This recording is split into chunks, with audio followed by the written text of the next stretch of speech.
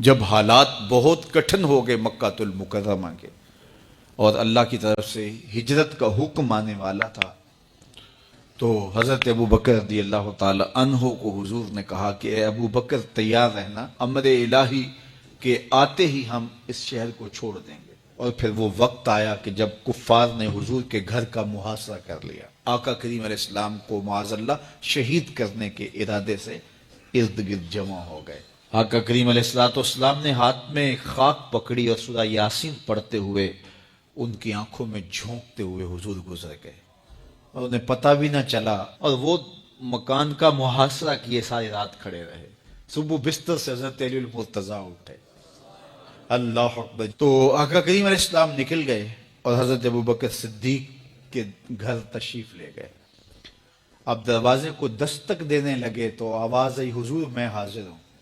حضرت ابو بکر صدیق تیار کھڑے تھے، تو کہا ابو بکر تم تیار ہو؟ کہا حضور آپ نے کہا نہیں تھا کہ تیار رہنا، کبھی ہجرت کا حکم آ سکتا ہے تو میں تو اس دن سے ہی تیار رہتا ہوں کہ کب حضور آئیں اور جو فرمائے میں وہی کروں۔ اور پھر وہاں سے لے کے حضور کو وہاں تک گئے، اور جبل سور کی چوٹی پر وہ غار ہے، اللہ اکبر، اس غار میں جانے سے قبل حضور کو باہر بیٹھنے کا کہا، عرض کی حضور ذرا میں غار کے اندر کے ماحول کا جائزہ لے لوں۔ غار کے اندر اترے، پہلے اس کو صاف کیا غار کو، پھر دیکھا جگہ جگہ سوراخ تھے، تو اپنا امامہ پھاڑ کے قمیض اتار کے اس کے ٹکڑے کر کے ان سوراخوں میں کپڑا دے دیا۔ دو سوراخ ایک روایت کے مطابق اور ایک روایت کے مطابق ایک سوراخ بچ گیا، اس میں اپنی ایڑی رکھ دی اور پھر آواز دی، جان عالم اندر تشریف لائیے۔ تو آقا کریم علیہ السلام غار میں چلے گئے تو سیدنا صدیق اکبر رضی اللہ تعالی عنہ نے اپنی گود میں آپ کا سر رکھا اور حضور لیٹ گئے۔ اللہ اکبر، کیا منظر ہوگا! صدیق اکبر نے حضور کو دیکھا اور جی بھر کے دیکھا، اور ایسا دیکھا کہ کوئی اور شریک بھی نہیں تھا۔ یہ واقعہ حضرت سیدنا عمر سے روایت ہے، کتب صحاح میں ہے، اور حضرت عمر رضی اللہ تعالی عنہ یہ بات بیان کرتے ہوئے رو پڑے، اور آپ کہا کرتے تھے کہ ابو بکر یہ غار والی نیکی مجھے دے دیں اور میری ساری زندگی کی نیکیاں لے لیں۔ اللہ اکبر۔ تو حضور علیہ السلام حضرت ابو بکر صدیق کی آغوش میں ہیں۔ اب ہوا کیا کہ سانپ نے جب ہر راستہ مسدود پایا تو خیر وہ اس راستے پہ پہنچا جہاں انسانی گوشت نظر آیا، تو سانپ نے پھر ڈنگ لگایا۔ سانپ کا ڈنگ اچانک، تو انسان تو کپ کپا کے رہ جاتا ہے، اچانک تو چیونٹی کاٹ جائے تو انسان کپ کپا کے رہ جاتا ہے، چھپکلی گر جائے اچانک تو بندہ اپنے وجود کو جو ہے وہ متوازن نہیں رکھ پاتا، تو نیچے سے سانپ اور وہ ڈنگ لگا رہا ہے۔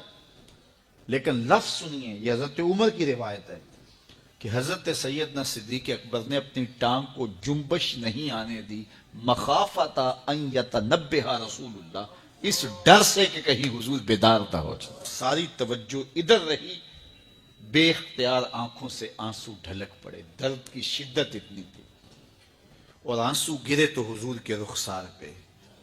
آقا کریم بیدار ہو گئے، بیدار ہوتے ہی میرے حضور نے کہا، مالک یا ابا بکر، ابو بکر کیا ہوا؟ تو یہ ہوتی ہے ہنگامی صورتحال۔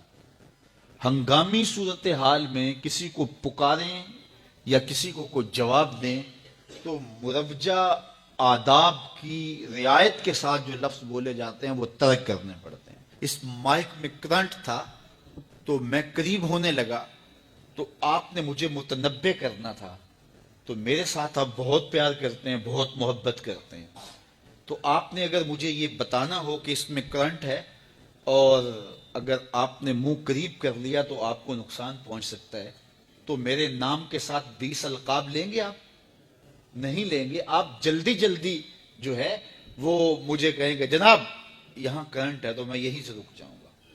یہ تو ہے کہ آپ میرے لیے کر رہے ہیں، اور اپنے لیے کسی کو پکاریں تو پھر بھی یہی بات ہے۔ اللہ اکبر۔ اب حضور نے جب کہا نا مالک یا ابا بکر، ابو بکر کیا ہوا، تو اب ہنگامی صورتحال تھی نا، تو فوراً کہتے لدغتو، ڈسا گیا، مجھے سانپ نے ڈس لیا، فوراً یہ کہتے نا۔ لیکن حضرت ابو بکر تیری محبت پہ قربان، کائنات میں آپ نے ایسا عاشق نہیں دیکھا ہوگا، سانپ ڈنگ پہ ڈنگ لگا رہا ہے اور ٹانگ شل ہو گئی ہے، زہر سرایت کر گیا ہے۔ حضرت ابو بکر نے جواب دیا لدغت فداک امی و ابی یا رسول اللہ، حضور میری ماں بھی آپ کے قدموں پہ قربان، میرا باپ بھی آپ کی راہوں پہ نچھاور، مجھے سانپ نے ڈس لیا ہے۔